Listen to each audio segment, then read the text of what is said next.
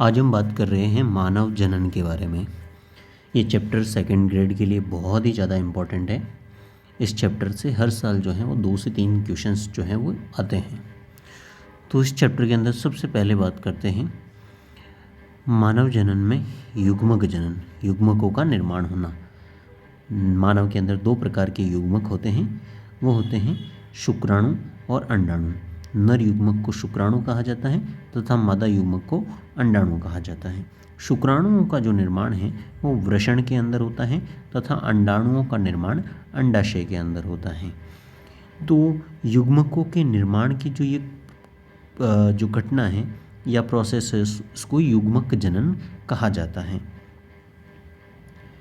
जो युग्मक हैं वो जो होते हैं वो अगुणित होते हैं। कैसे होते हैं? अगुणित होते हैं। और युग्मकों का निर्माण जिन कोशिकाओं से होता है वे द्विगुणित कोशिकाएं होती है, द्विगुणित जनन कोशिकाएं होती हैं। तो युग्मक निर्माण की जो प्रक्रिया है या युग्मक जनन की जो प्रक्रिया है वो FSH हार्मोन के द्वारा उद्दीपित होती है। कौन सा हार्मोन? FSH हार्मोन, पुट्टिका प्रेरक hormone, follicle stimulating hormone, follicle stimulating hormone FSH hormone के द्वारा उद्दीपित होती है। कौन सा हार्मोन है जो युग्मक निर्माण की प्रक्रिया को प्रेरित करता है? FHH hormone. नेक्स्ट बात करते हैं स्पर्म का जो निर्माण है या शुक्राणुओं का जो निर्माण है शुक्र जनन कहलाता है। शुक्राणुओं के निर्माण की प्रक्रिया शुक्र जनन कहलाती है, स्पर्मेटोजेनेसिस कहलाती है, स्पर्मेटोजेनेसिस कहलाती है। शुक्राणुओं के जो जनन कोशिकाओं के द्वारा, शुक्राणुओं के अंदर जो जनन कोशिकाएं पाई जाती हैं उनके द्वारा क्या होता है? शुक्राणुओं का निर्माण होता है। इसे शुक्र जनन कहते हैं या शुक्राणु जनन कहते हैं। शुक्राणु जनन जो है वो वृषण के अंदर होता है। वृषण के अंदर हजारों की संख्या में शुक्र जनन नलिकाएं पाई जाती हैं और इनके अंदर 2 प्रकार की कोशिकाएं पाई जाती हैं, जिसमें एक होती हैं जनन कोशिकाएं। कौन सी? शुक्राणु जनन कोशिकाएं। और दूसरी होती हैं कायिक कोशिकाएं जो कि होती है शर्टोली कोशिकाएं। ये शुक्राणु जनन कोशिकाएं जो हैं वो शुक्राणुओं का निर्माण करती हैं तथा सर्टोली जो कोशिकाएं होती हैं वो शुक्राणुओं को पोषण देने का काम करती हैं। शुक्राणुओं को पोषण देने वाली कोशिकाएं कौन सी हैं? सर्टोली कोशिकाएं, शर्टोली कोशिकाएं। ये शुक्राणुओं को क्या देती हैं? पोषण देती हैं। तथा जो दूसरी कोशिकाएं होती हैं जिनको जनन कोशिकाएं कहा जाता है उन्हें अंतराली या लीडिंग कोशिकाओं के नाम से भी जाना जाता है। ये जो अंतराली या लीडिंग कोशिकाएं जो होती हैं वो क्या करती हैं? टेस्टोस्टेरोन हार्मोन का स्रावण करती हैं वृषण के अंदर। वृषण के अंदर पाई जाने वाली अंतराली कोशिकाएं या जो लीडिंग कोशिकाएं हैं वो वृषण के अंदर टेस्टोस्टेरोन हार्मोन का स्रावण करती हैं, शुक्राणुओं के निर्माण में सहायक होती हैं, शुक्राणुओं का निर्माण करते हैं। वृषण जो है वो एक अंतःस्रावी तथा बहिःस्रावी दोनों प्रकार की ग्रंथि है, यानी यह एक मिक्स ग्लैंड है, मिश्रित ग्रंथि है जो अंतःस्रावी और बहिःस्रावी दोनों की तरह होती हैं। जो कशेरुक प्राणी होते हैं, वर्टिब्रेट्स जो होते हैं कशेरुक प्राणी, उनके अंदर शुक्राणु जो जनन है वो वृषण के अंदर परिधि से केंद्र की तरफ होता है। इसको बोलते हैं होलोगोनिक प्रकार का। कशेरुकों के अंदर शुक्राणु जनन की जो क्रिया है वो कौन से प्रकार की होती है? होलोगोनिक प्रकार की, यानी परिधि से केंद्रक की ओर। और निमेटोड्स या जो कीट होते हैं उनके अंदर टीलोगोनिक प्रकार की जो शुक्राणु जनन प्रक्रिया होती है वो टीलोगोनिक प्रकार की होती है, अर्थात केंद्रक से परिधि की तरफ। नेक्स्ट बात करते हैं शुक्राणुओं का जो निर्माण है वो शुक्र जनन कोशिकाएं जिन्हें हम स्पर्मेटोगोनिया बोलते हैं, शुक्र जनन कोशिकाओं से होता है स्पर्मेटोगोनिया, जो कि द्विगुणित होती हैं। उसमें गुणसूत्रों की संख्या 2 गुनी होती है, 2n होती हैं, द्विगुणित होती हैं। इस स्पर्मेटोगोनिया से प्राइमरी स्पर्मेटोसाइट्स बनती हैं, प्राथमिक स्पर्मेटोसाइट या प्राथमिक शुक्राणु जनन कोशिका बनती हैं, ये भी द्विगुणित होती हैं। फिर इसके अंदर अर्धसूत्री विभाजन होता है। प्रथम अर्धसूत्री विभाजन की वजह से ये सेकेंडरी स्पर्मेटोसाइट्स का निर्माण होता है, द्वितीयक स्पर्मेटोगोनिया का निर्माण होता है, स्पर्मेटोसाइट का निर्माण होता है जो कि अगुणित होती है। प्राथमिक स्पर्मेटोसाइट जो होती हैं वो द्विगुणित होती हैं तथा सेकेंडरी स्पर्मेटोसाइट जो होती हैं वो अगुणित होती हैं।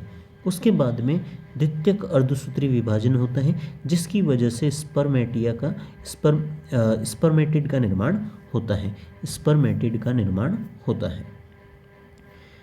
ये स्पर्मेटिड जो होता है वो भी अगुणित होता है, एन होता है।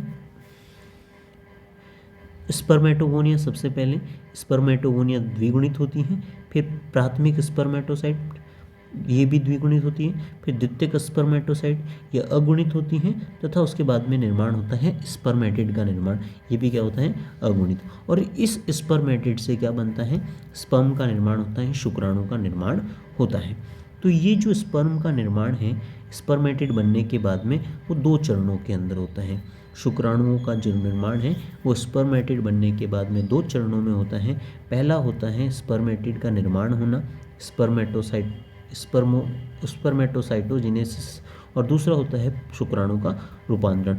यानी जो स्पर्मेटिड बनेगी, जो शुक्राणु पर्व बनेंगे उनसे शुक्राणुओं का निर्माण होगा, जो स्पर्मेटिड बनेगी उनसे क्या बनेगी, शुक्राणुओं का निर्माण होगा। इसमें 2 चरण होते हैं। सबसे पहले स्पर्मेटिड का निर्माण होना, स्पर्मेटिड का निर्माण होता है। इसके 3 चरण हैं। सबसे पहला है मल्टीप्लिकेशन या गुणन अवस्था, मल्टीप्लिकेशन फेज या गुणन अवस्था। इस अवस्था के अंदर क्या होता है, जो जनन कोशिका है सूत्री विभाजन के द्वारा शुक्राणु मात्र कोशिका यानी स्पर्मेटोगोनिया के अंदर बदलती हैं, स्पर्मेटोगोनिया के अंदर बदलती हैं। ये स्पर्मेटोगोनिया जो होती हैं वो द्विगुणित होती हैं। उसके बाद में वृद्धि अवस्था आती है। इसमें क्या होता है, जो स्पर्मेटोगोनिया बनी थी वो अपने आकार में क्या करती हैं, वृद्धि करती हैं, पोषण प्राप्त करके अपने आकार में वृद्धि करती हैं और प्राथमिक शुक्राणु जनन कोशिका बनाती हैं, यानी प्राइमरी स्पर्मेटोसाइट बनाती हैं।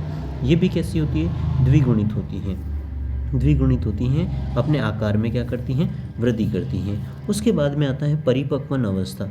इस अवस्था में प्राथमिक जो स्पर्मेटोसाइट होती हैं उसके अंदर क्या होता है, अर्धसूत्री विभाजन होता है और उस अर्धसूत्री विभाजन की वजह से सेकेंडरी स्पर्मेटिड का निर्माण होता है, द्वितीयक शुक्राणु जनन कोशिका का निर्माण होता है। और कितनी, 2 स्पर्मेटिड बनती हैं।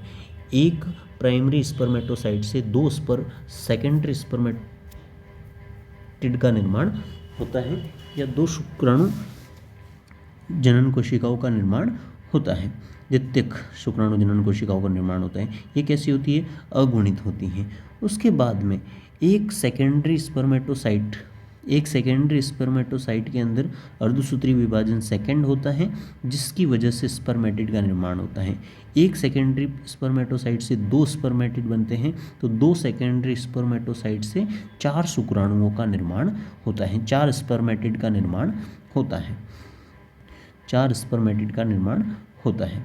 स्पर्मेटिड जो होता है वो अगुणित होता है। फिर दूसरा चरण आता है। पहला चरण तो क्या हो गया, स्पर्मेटिड का निर्माण हो गया। दूसरा चरण है कि स्पर्मेटिड जो है वो स्पर्म के अंदर, शुक्राणु के अंदर बदलता है। तो शुक्राणु में रूपांतरण होता है। जो स्पर्मेटिड होते हैं वो क्या करते हैं, अपने अंदर परिवर्तन करते हैं और शुक्राणु के अंदर बदल जाते हैं। तो शुक्राणु के 3 भाग होते हैं। शुक्राणु के कितने भाग होते हैं, 3 भाग होते हैं, जिसमें सबसे पहले आता है हेड, जिसको हम क्या बोलते हैं, एक्रोसोम। इस एक्रोसोम का निर्माण जो है वो गोल्जी बॉडी से होता है, गोल्जी उपकरण से होता है। इस एक्रोसोम के अंदर केंद्रक और गोल्जी बॉडीज पाए जाते हैं, केंद्रक और गोल्जी बॉडी पाए जाते हैं एक्रोसोम के अंदर। मध्य भाग जो होता है उसमें माइटोकॉन्ड्रिया पाए जाते हैं तथा मध्य भाग और पूंछ के बीच में क्या पाया जाता है, तारककाय पाया जाता है। उसी तारककाय से पूंछ का निर्माण होता है। उसके बाद में ल्यूटिनाइजिंग हार्मोन, LH हार्मोन। ये जो LH हार्मोन जो है वो क्या करता है, लीडिंग कोशिकाओं को उद्दीपित करता है। ल्यूटिनाइजिंग हार्मोन जो है वो लीडिंग कोशिकाओं को उद्दीपित करता है और ये जो लीडिंग कोशिकाएं हैं वो एंड्रोजन को स्रावित करती हैं, टेस्टोस्टेरोन को स्रावित करती हैं, नर हार्मोन टेस्टोस्टेरोन का स्रावण करती हैं और ये टेस्टोस्टेरोन जो है वो शुक्राणुओं के जनन को क्या करता है, प्रेरित करता है। और इस LH हार्मोन को कौन प्रेरित करता है, FSH हार्मोन, जो युग्मक निर्माण के लिए क्या होता है, उत्तरदायी होता है। सतह FSH हार्मोन जो है वो सर्टोली कोशिकाओं को क्या करता है, उद्दीपित करता है, और वो सर्टोली कोशिकाएं जो हैं वो शुक्राणुओं को क्या प्रदान करती हैं, पोषण प्रदान करती हैं। उसके बाद में मानव जो शुक्राणु हैं उस शुक्राणु के कितने भाग होते हैं, 3 भाग होते हैं। सबसे पहला है हेड, उस हेड के को क्या बोलते हैं, एक्रोसोम। क्या बोलते हैं, एक्रोसोम। उस एक्रोसोम के अंदर क्या होता है, केंद्रक होता है। क्या होता है, केंद्रक होता है। उस एक्रोसोम का जो निर्माण है वो गोल्जी बॉडी से होता है। किससे होता है, गोल्जी बॉडी से होता है। इस एक्रोसोम के ऊपर शीर्ष पर एक टोपीनुमा संरचना होती है, शीर्ष पर एक टोपीनुमा संरचना होती है। तो ये सवाल पूछा हुआ है सेकंड ग्रेड के अंदर कि शुक्राणु का जो एक्रोसोम है वो किससे बना हुआ होता है, गोल्जी बॉडी से बना हुआ होता है। इस एक्रोसोम के चारों ओर क्या पाई जाती है, एक झिल्ली पाई जाती है। एक्रोसोम के चारों ओर एक झिल्ली पाई जाती है जिसे बोलते हैं एक्रोसोमल झिल्ली। इसके अंदर क्या पाए जाते हैं, स्पर्म लाइसिन एंजाइम पाए जाते हैं। स्पर्म लाइसिन एंजाइम पाए जाते हैं जो कि निषेचन के समय अंडाणु की झिल्ली को क्या कर देते हैं, गला देते हैं। स्पर्म लाइसिन एंजाइम, और उस स्पर्म लाइसिन एंजाइम का नाम है हाइलुरोनिडेज एंजाइम या प्रोएक्रोसिन एंजाइम। ये दोनों एंजाइम क्या करते हैं, हाइलुरोनिडेज और प्रोएक्रोसिन एंजाइम जो हैं वो क्या करते हैं, अंडाणु की झिल्ली को क्या कर देते हैं, गला देते हैं। किसके अंदर पाए जाते हैं, एक्रोसोम वाले भाग के अंदर। कौन से एंजाइम, हाइलुरोनिडेज एंजाइम और प्रोएक्रोसिन नामक एंजाइम पाए जाते हैं। उसके बाद में जो मध्य भाग है उस मध्य भाग के अंदर क्या पाए जाते हैं, माइटोकॉन्ड्रिया पाए जाते हैं, जहाँ पर ATP का क्या होता है, निर्माण होता है। शुक्राणु के मध्य भाग में क्या पाए जाते हैं, माइटोकॉन्ड्रिया। तो माइटोकॉन्ड्रिया जो होते हैं वो अक्षीय तंतु के चारों ओर क्या बनाते हैं, एक सर्पिलाकार कुंडली बनाते हैं। अक्षीय तंतु के चारों ओर एक सर्पिलाकार कुंडली के रूप में पाए जाते हैं, जिसे नेबरकन आच्छद भी कहा जाता है। नेबरकन आच्छद। शुक्राणु के अंदर मध्य भाग के अंदर क्या पाए जाते हैं, जो माइटोकॉन्ड्रिया है वो उस अक्षीय तंतु, बीच वाले तंतु की चारों तरफ एक सर्पिलाकार कुंडली के रूप में माइटोकॉन्ड्रिया पाए जाते हैं, जो कि वहाँ पे ऊर्जा का निर्माण करते हैं, ATP का निर्माण करते हैं। उस पट्टी को, उस माइटोकॉन्ड्रिया की उस पट्टी को क्या कहा जाता है, नेबरकन आच्छद कहा जाता है। ये जो यहाँ पर जो ऊर्जा बनती है वो ऊर्जा जो है वो शुक्राणुओं की गति में क्या होती है, सहायक होती है। माइटोकॉन्ड्रिया के अंदर बनने वाली जो ऊर्जा है, जो मध्य भाग में जो माइटोकॉन्ड्रिया की वजह से जो ऊर्जा बनती है, उस ऊर्जा की वजह से शुक्राणुओं को क्या प्राप्त होती है, गति प्राप्त होती है। उसके बाद में जेन्सन वलय पाई जाती हैं। ये जेन्सन वलय जो होती है वो माइटोकॉन्ड्रिया को पूंछ वाले भाग में जाने से रोकती हैं। उसी पूंछ और मध्य भाग के बीच में एक जेन्सन वलय पाई जाती हैं जो कि माइटोकॉन्ड्रिया को कहाँ पर, पूंछ के अंदर जाने से रोकती हैं। फिर आता है पूंछ वाला हिस्सा, तीसरा हिस्सा, जो कि सबसे लंबा होता है। इस पूंछ वाले हिस्से के अंदर क्या पाई जाती हैं, तारककाय पाए जाते हैं। क्या पाए जाते हैं, तारककाय। और इन तारककायों की जो व्यवस्था होती है वो किस प्रकार की होती हैं, 992 व्यवस्था होती है, जिसमें 9 जो हैं वो सिंगल तंतु होते हैं और 9 जो हैं वो डबल तंतु होते हैं, और 2 जो होते हैं वापस से क्या होते हैं, सिंगल तंतु होते हैं तारककाय के अंदर। तरकु तंतु जो होते हैं उनका इस प्रकार इनकी व्यवस्था होती है, 9 और 2। उसके बाद शुक्राणुओं में जो संचित भोजन है वो राइबोसोम, अंतःप्रद्रवी जालिका, केंद्रक और RNA का अभाव होता है। और जो शुक्राणु हैं उस शुक्राणु में जो है वो संचित भोजन नहीं होता, राइबोसोम नहीं होता, अंतःद्रवी जालिका नहीं होती, केंद्रक नहीं होता, और RNA का इसके अंदर क्या होता है, अभाव होता है। मानव के अंदर एक समय में 200 से 300 मिलियन शुक्राणु बनते हैं, लेकिन मादा के अंदर एक समय में केवल और केवल एक अंडाणु का निर्माण होता है। ये थी शुक्राणु जनन की प्रक्रिया। अब हम बात करेंगे अंड जनन या अंडाणु का जो निर्माण है वो किस प्रकार होता है, oogenesis की प्रक्रिया। तो अंड जनन जो है, अंड जनन के दौरान क्या होता है, जो जनन उपकला के अंदर जो कोशिकाएं होती हैं वो पृथक होती हैं, आद्य जनन कोशिका बनती हैं और द्विगुणित पूर्ण शक्तता युक्त एक कोशिका का निर्माण होता है। फिर द्विगुणन अवस्था आती है इसके अंदर, गुणनावस्था के अंदर क्या होता है, आद्य जनन कोशिका, अंडाणु मात्र कोशिका, एग मदर सेल। आपको यहाँ से याद रखना है, अंडाणु मात्र कोशिका और अंडाणु मात्र कोशिका से क्या बनते हैं, ओगोनियाज बनते हैं। क्या बनते हैं, ओगोनियाज। और उन ओगोनिया से क्या बनता है, अंडाणुओं का निर्माण होता है। तो सबसे पहले बात करते हैं ओगोनिया। सबसे पहले क्या बनते हैं, ओगोनिया। ओगोनिया से क्या बनती है, प्राइमरी oocytes। ओगोनिया और प्राइमरी oocytes दोनों ही क्या होते हैं, द्विगुणित होते हैं। जैसे कि शुक्राणु के अंदर था जो स्पर्मेटोगोनिया थी और जो प्राइमरी स्पर्मेटोसाइट थी वो दोनों ही द्विगुणित थी। इसी तरह से oogonia और प्राइमरी oocytes जो होते हैं वो द्विगुणित होते हैं। और फिर सेकेंडरी oocytes बनता है, ये जो है वो अगुणित होता है और इससे क्या बनता है, ओटिड बनता है जो कि अगुणित होता है। और इस प्रकार क्या बनता है, अंडाणु का निर्माण होता है। वृद्धि अवस्था के अंदर जो है oogonia अपने आकार में वृद्धि करता है और प्राथमिक अंडक बनाता है। क्या बनाता है, प्राथमिक अंडक। ये प्राथमिक अंडक क्या होता है, द्विगुणित होता है। फिर उसके बाद में इस प्राथमिक अंडक के चारों तरफ एक मेम्ब्रेन पाई जाती है जिसको बोलते हैं ग्रेन्युलोसा। ग्रेन्युलोसा मेम्ब्रेन पाई जाती हैं।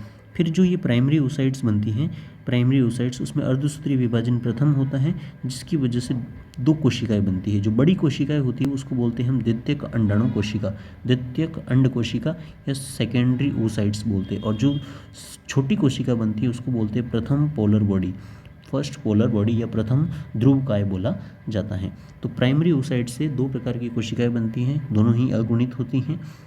पहली तो सेकेंडरी oocytes जो कि अगुणित होती हैं और दूसरी बनती है polar body, first polar body. ये भी कैसी होती है, अगुणित होती हैं। पोलर बॉडी जो होती है वो छोटी होती हैं और oocytes जो होते हैं सेकेंडरी oocytes वो आकार में बड़ी कोशिकाएं होती हैं।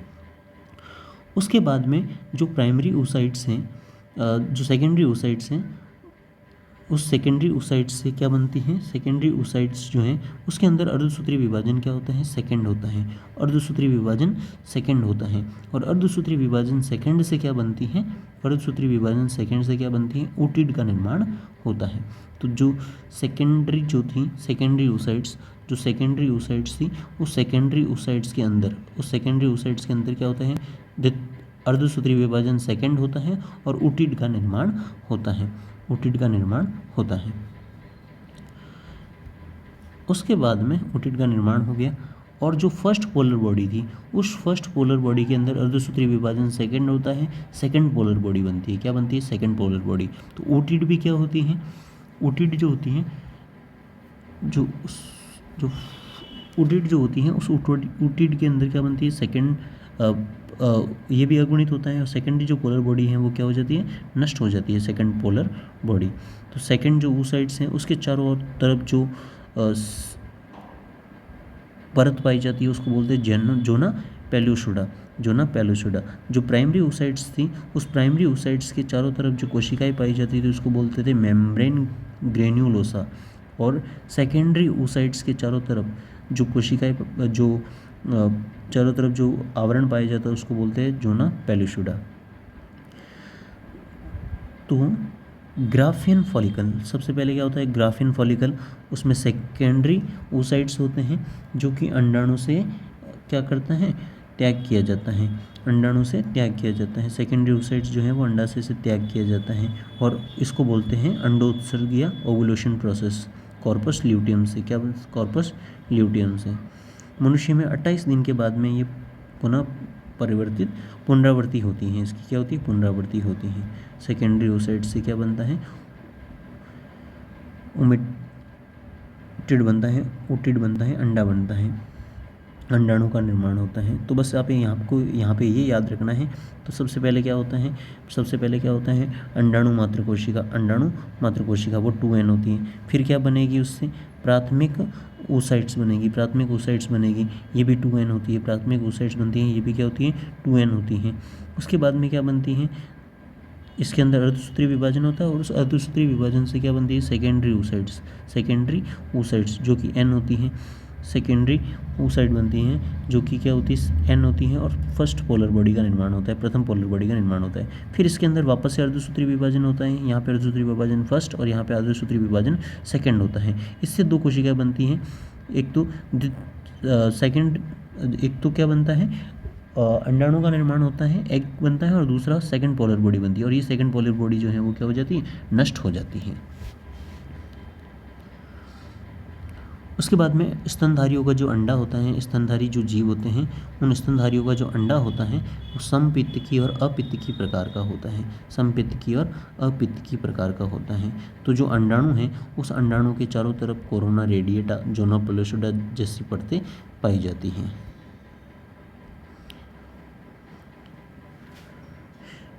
स्तनी के जो शुक्राणु हैं उस शुक्राणु को जो एक्रोसोम होता है उस एक्रोसोम को जो घेरने वाली जो झिल्ली है वो टूट जाती है, उसको बोलते हैं कैप्सिटेशन योग्यता अर्जन, कैप्सिटेशन योग्यता अर्जन, कैप्सिटेशन योग्यता अर्जन कहा जाता है।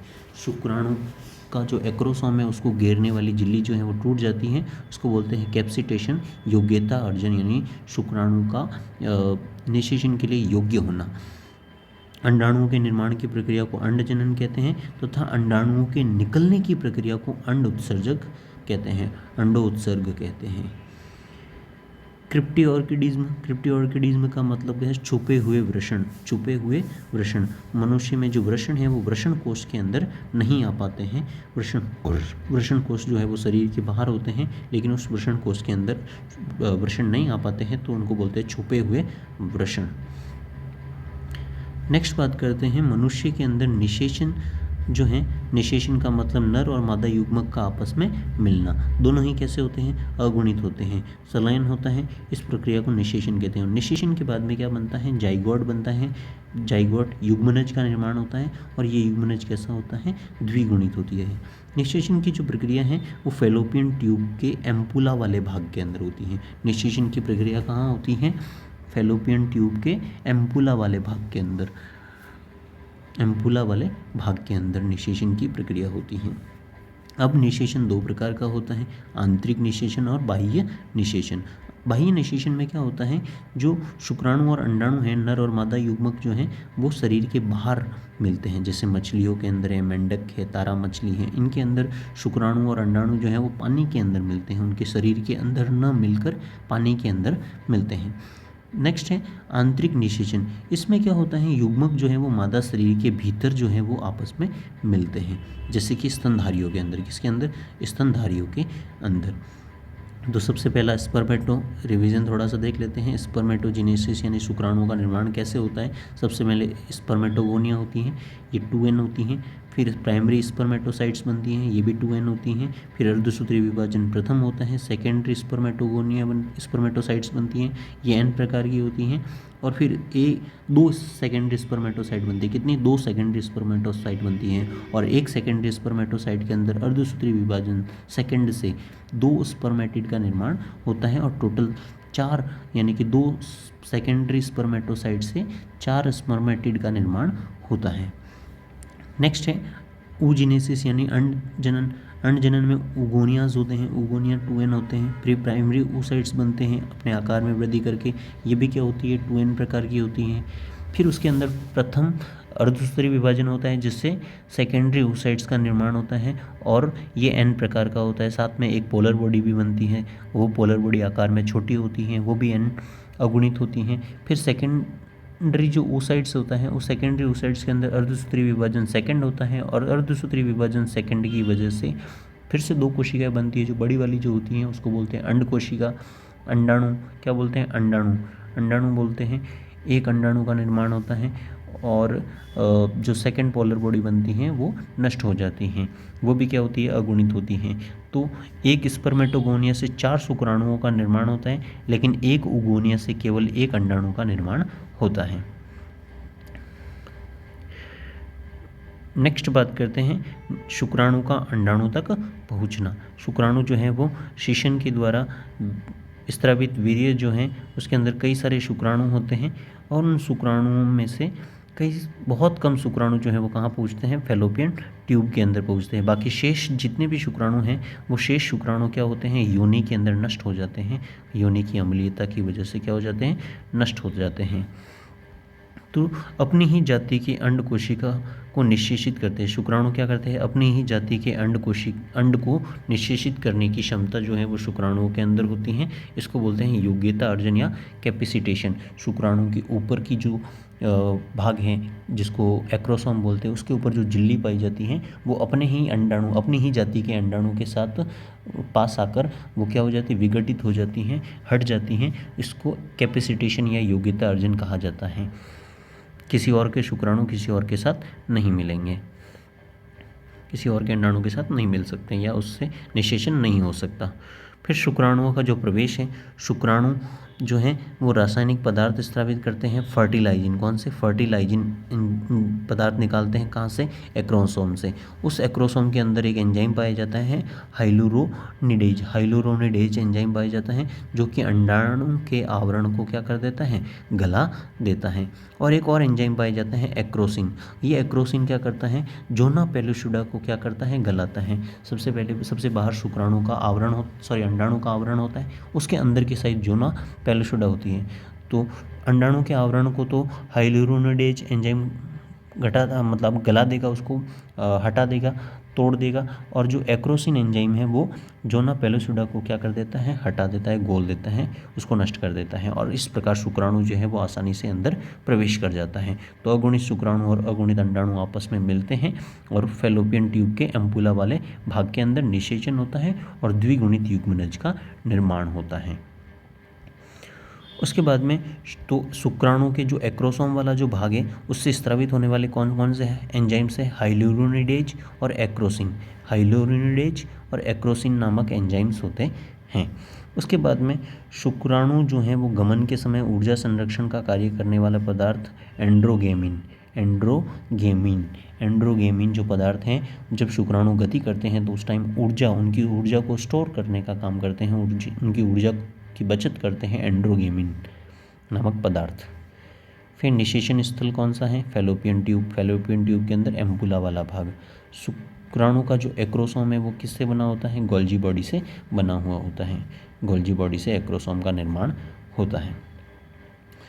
तो परिवर्धन का क्रम, मनुष्य में शुक्राणु और अंडाणु मिलते हैं, निषेचन होता है, द्विगुणित युग्मनज का निर्माण होता है और उस युग्मनज के अंदर फिर वो युग्मनज के अंदर क्या होगा, विदलन होता है। और विदलन के अंदर 3 प्रकार की अवस्थाएं बनती है। सबसे पहले मोरूला अवस्था, फिर ब्लास्टुला अवस्था और फिर गैस्ट्रुला अवस्था बनती हैं।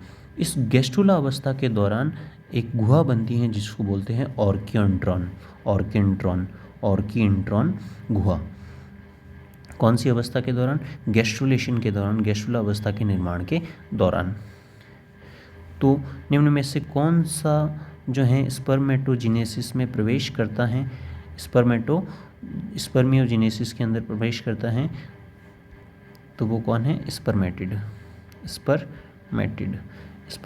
स्पर्मियोजिनेसिस का मतलब है स्पर्म का निर्माण होना, शुक्राणु का निर्माण होना। शुक्राणु का निर्माण किससे होता है, स्पर्मेटिड से होता है। स्पर्मेटिड से शुक्राणु का निर्माण होता है, इसको बोलते हैं स्पर्मियोजिनेसिस। स्पर्मेटिड से स्पर्म का निर्माण होना, स्पर्मेटिड से स्पर्म का निर्माण होना क्या कहलाता है, स्पर्मियोजिनेसिस कहलाता है। अब बात करते हैं मानव के अंदर भ्रूण परिवर्धन के बारे में। मानव के अंदर भ्रूण का परिवर्धन कैसे होता है, भ्रूण का निर्माण कैसे होता है, जिसको बोलते हैं एम्ब्रियोजिनेसिस, भ्रूणोद्भवन।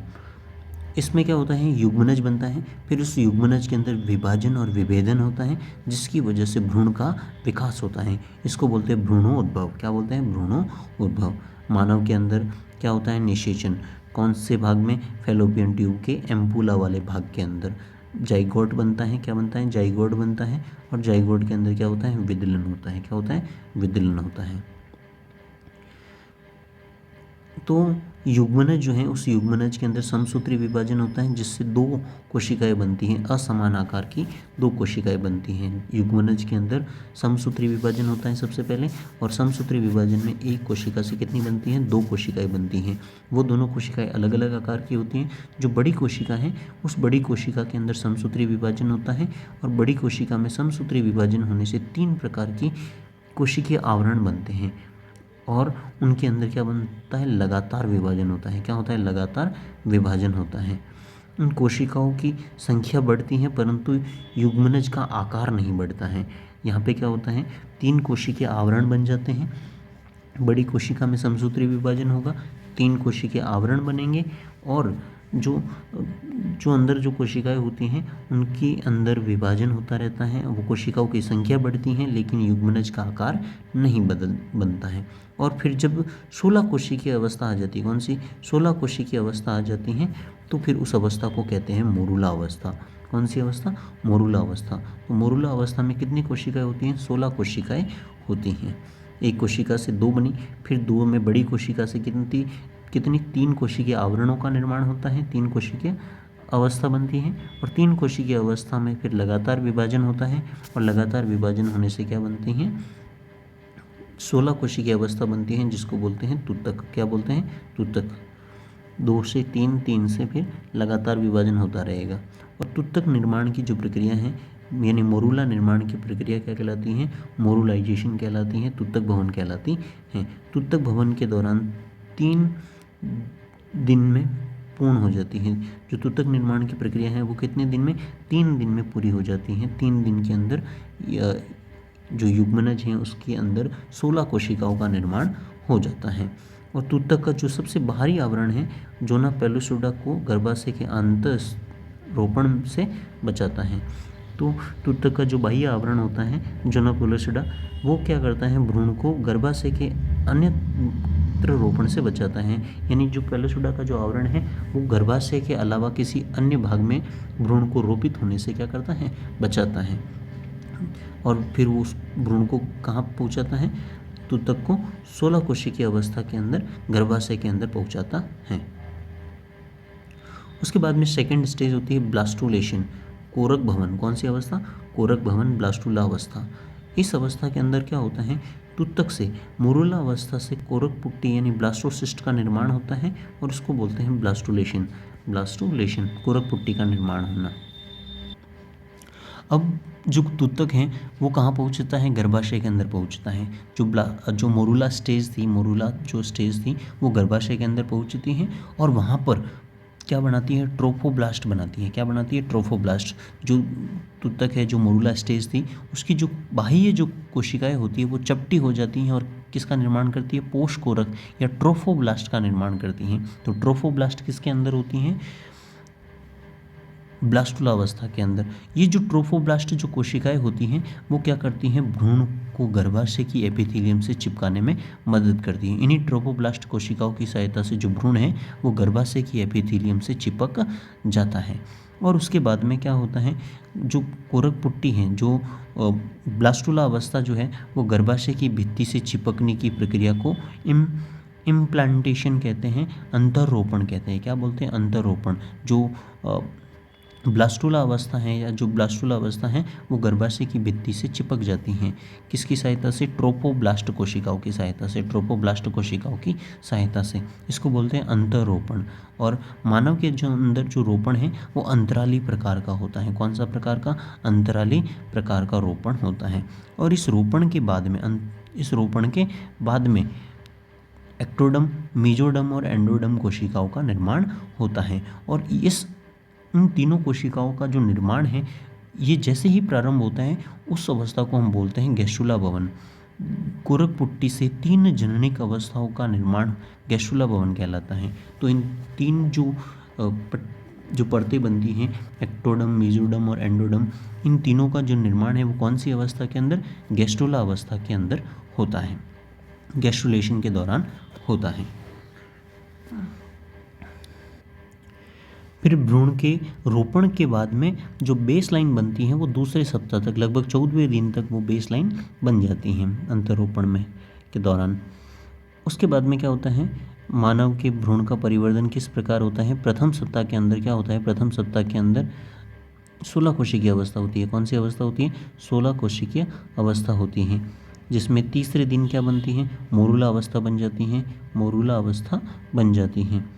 और फिर ये कोरक पुट्टी जो है वो गर्भाशय गुहा के अंदर क्या जाती है, प्रवेश करती हैं। और 7वें और 8वें दिन इसका क्या हो जाता है, रोपण हो जाता है ट्रोफोब्लास्ट कोशिकाओं की सहायता से।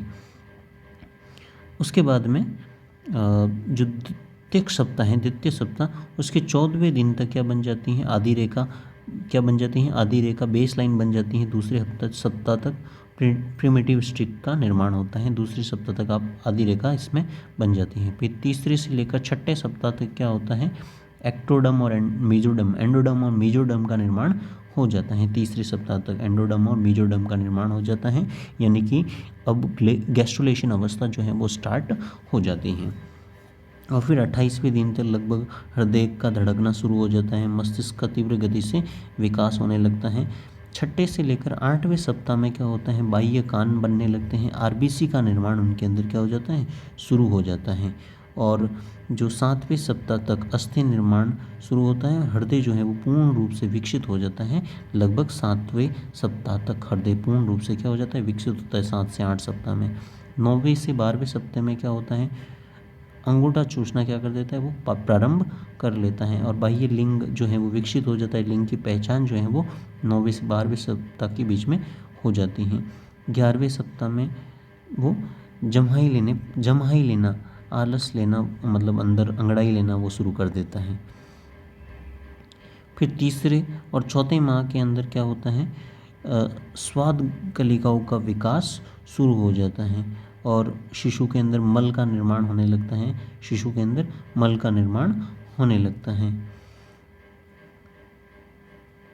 उसके बाद में माँ को हलचल का पता लग जाता है। इस तीसरे से चौथे माह के अंदर ही माँ को अंदर पेट के अंदर हलचल का पता लग जाता है।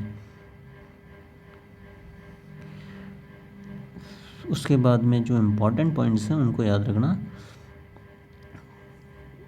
तो एमनियन कला जो होती है, एमनियन कला वो परिवर्धन के दौरान भ्रूण की शुष्कन से क्या करती हैं, रक्षा करती हैं।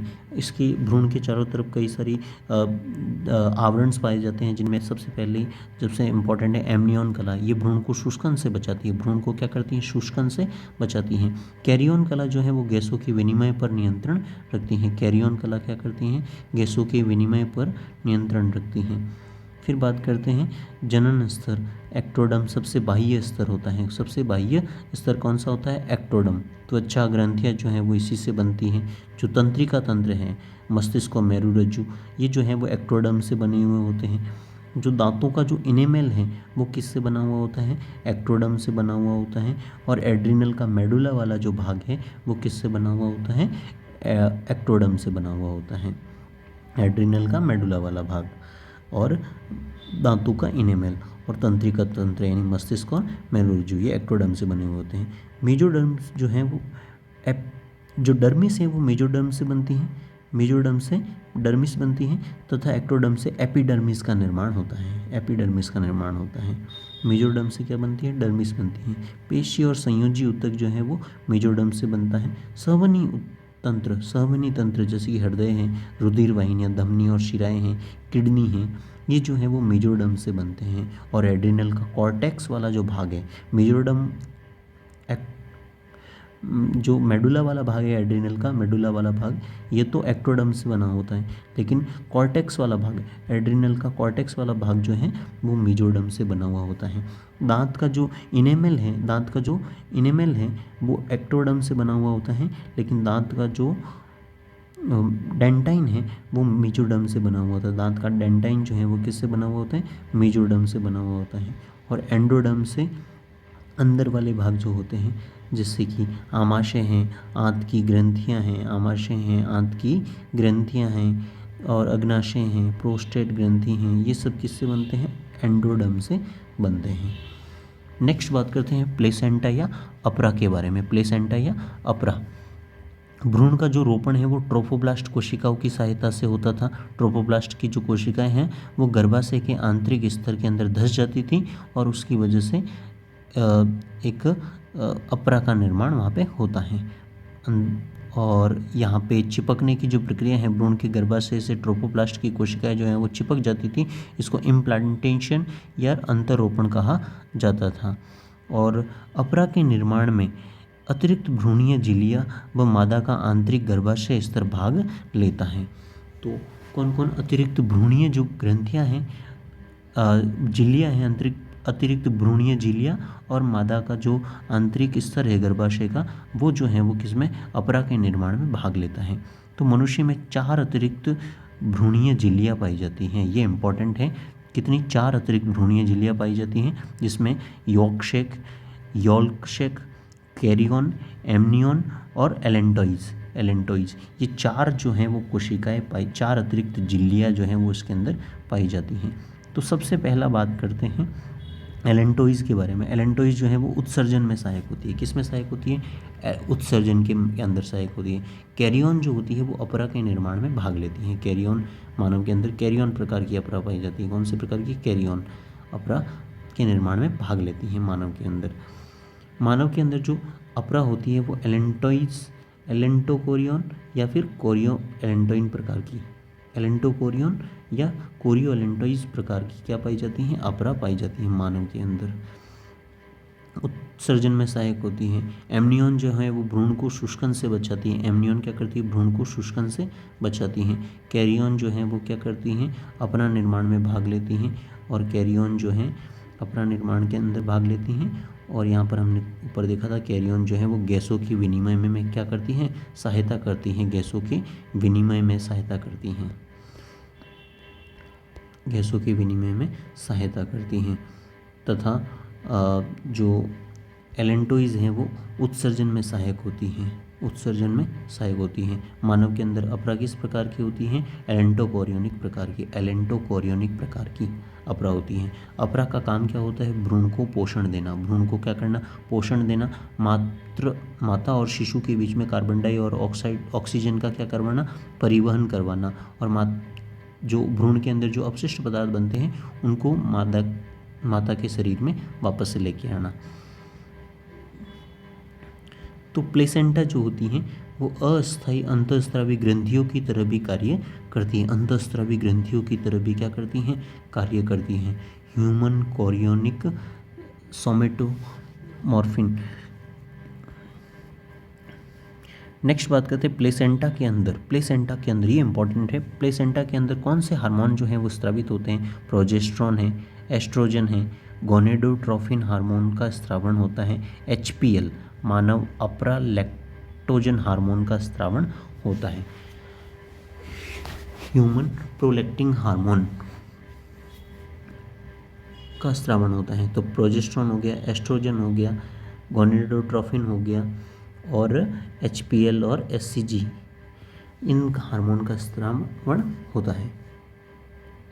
प्लेसेंटा से रिलैक्सिन हार्मोन भी स्रावित होता है। कौन सा हार्मोन, रिलैक्सिन हार्मोन भी स्रावित होता है, जो कि दुग्ध स्त्रवण में क्या होता है, सहायक होता है। शिशु के जन्म में भी क्या होता है, सहायक होता है। भ्रूण परिवर्धन, शुक्राणु और अंडाणु जो हैं वो मिलते हैं, निषेचन होता है। निषेचन फैलोपियन ट्यूब के एम्पुला वाले भाग में होता है, युग्मनज बनता है, युग्मनज द्विगुणित होता है, फिर उसमें विदलन होता है, विदलन से पहले मोरुला स्टेज बनती है, मोरुला स्टेज के अंदर 16 कोशिकीय अवस्था होती हैं, ये 3 दिन के अंदर पूर्ण हो जाती हैं मोरुला स्टेज। फिर मोरुला के बाद में ब्लास्टुला अवस्था आती है, इस ब्लास्टुला अवस्था जो है वो 3 सप्ताह तक चलती हैं और उसके बाद में गैस्ट्रुला अवस्था आ जाती है। इस गैस्ट्रुला अवस्था के दौरान जो हैं वो 3 जननिक स्तर बनते हैं, एक्टोडर्म, मेसोडर्म और एंडोडर्म बनते हैं, और कुछ विशिष्ट कोशिकाएं बनती हैं जिनको हम बोलते हैं स्टेम सेल। ये स्टेम सेल जो होती है वो अविभेदित होती हैं और पूर्ण शक्त होती हैं, यानी सभी अंगों का निर्माण करने की क्षमता इसके अंदर पाई जाती है, अविभेदित कोशिकाओं का निर्माण होता है। नेक्स्ट बात करते हैं मेंस्ट्रुअल साइकिल के बारे में। मेंस्ट्रुअल साइकिल, आर्तव चक्र। आर्तव चक्र महिलाओं के अंदर जनन काल के दौरान एस्ट्रोजन के कारण होता है। कौन से हार्मोन के कारण, एस्ट्रोजन हार्मोन के कारण। प्रथम बार जो महामारी होती है, महावारी जो होती हैं उसको मिनोर कहा जाता है, रजोदर्शन कहा जाता है, मिनोर्क कहा जाता है। तथा जो अंतिम जो होता है उसको मिनीपॉज या रजोनिवृत्ति कहा जाता है। अंतिम जो महावारी चक्र आता है जिसको अंतिम रजोधर्म बोलते हैं, उसको रजोनिवृत्ति कहा जाता है। जो मेंस्ट्रुअल साइकिल है वो 28 दिन तक चलता है। रजोधर्म तभी आता है जब अंडोत्सर्जक के पश्चात अंडाणु का निषेचन नहीं होता है, तब रजोधर्म होता है। तो रक्तस्राव की अनुपस्थिति गर्भधारण का संकेत है, यानी जब मेंस्ट्रुअल साइकिल नहीं आते हैं, पीरियड्स नहीं आते हैं, तो वो गर्भधारण का एक संकेत होता है। आर्तव चक्र के 14वें दिन ग्राफिन पुट्टिका फट जाता है। ग्राफिन पुट्टिका क्या हो जाती है? फट जाती है 14वें दिन, आर्तव चक्र के 14वें दिन, और उससे क्या बनता है? एक परिपक्व अंडाणु मुक्त होता है, जिसको अंडोत्सर्ग कहते हैं। और जो ये अंडाणु है, ये जो अंडाणु के निकलने की जो प्रोसेस है वो ल्यूटिनाइजिंग हार्मोन LH हार्मोन के द्वारा नियंत्रित होती है। प्रसव के दौरान ऑक्सीटोसिन हार्मोन निकलता है। प्रसव के दौरान ऑक्सीटोसिन हार्मोन निकलता है। ये ऑक्सीटोसिन हार्मोन जो है वो गर्भाशय पेशियों के अंदर संकुचन पैदा करता है, जिससे प्रसव में सहायता मिलती है, प्रसव के अंदर वो हेल्प करता है। तो अपरा के बारे में बात करें, ये भ्रूण को पोषण देने में, श्वसन में, उत्सर्जन में और अंतःस्रावी ग्रंथियों की तरह ये कार्य करती हैं। और ये जो होती हैं वो कोरियोनिक पाई जाती है। इसके अंदर क्या पाई जाती है? कोरियोन पाई जाती हैं। मानव प्लेसेंटा के विकास में कोरियोन पाई जाती हैं। कौन सी? कोरियोन, जो अतिरिक्त झिल्ली हैं वो भाग लेती हैं। कोरियोनिक प्लेसेंटा होती हैं, या एलेंटो कोरियोनिक प्लेसेंटा हमारे अंदर पाई जाती हैं। फिर बात करें, इस प्लेसेंटा से कुछ हार्मोन्स निकलते हैं, जिनको हम बोलते हैं कोरियोनिक HCG, HPL, HCG और HPL, और एस्ट्रोजन और प्रोजेस्टेरोन हार्मोन, ये हार्मोन इससे निकलते हैं। मानव अपरा के अंदर कैरियन पाई जाती हैं, और कैरियन से ह्यूमन कैरियोनिक सोमेटोट्रोफिन हार्मोन निकलता है। और अपरा के द्वारा एक रिलैक्सिन हार्मोन का स्रावन भी होता है। जो कुछ एक्स्ट्रा जो एम्ब्रियोनिक मेम्ब्रेन जो होती हैं, जिसमें योल्क शेक होता है, कोरियन होती हैं, एमनियन होती है और एलेंटोइज होती है। एलेंटोइज जो है वो भ्रूण के मूत्राशय का निर्माण करती हैं, उत्सर्जन में सहायक होती है, भ्रूण के मूत्राशय का निर्माण करती हैं। एमनियन जो होती है वो भ्रूण को शुष्कन से बचाती हैं, और कोरियन जो है वो अपरा का निर्माण करती हैं, हार्मोनल स्राव का स्थल होती हैं। स्तनियों का जो अपरा है वो एमनियन और कोरियन इन दोनों के मिलने से बनता है। तो इसे मानव की जो अपरा है वो हीमोकोरियोनिक श्रेणी के अंदर आता है, हीमोकोरियोनिक श्रेणी या कोरियोलेंटोइक श्रेणी के अंदर आता है। एमनियोटिक जो द्रव होता है वो भ्रूण को बाह्य आघातों से बचाने वाला द्रव होता है, भ्रूण को शुष्कन से बचाता है, बाह्य आघात से बचाता है। भ्रूणीय विकास के दौरान सबसे पहले जो विकसित परत होती है वो कौन सी होती है? एंडोडर्म। सबसे पहले कौन सी परत विकसित होती है? एंडोडर्म विकसित होती है। तो इसी के साथ अपना जो ये चैप्टर है वो फिनिश होता है। Thank you.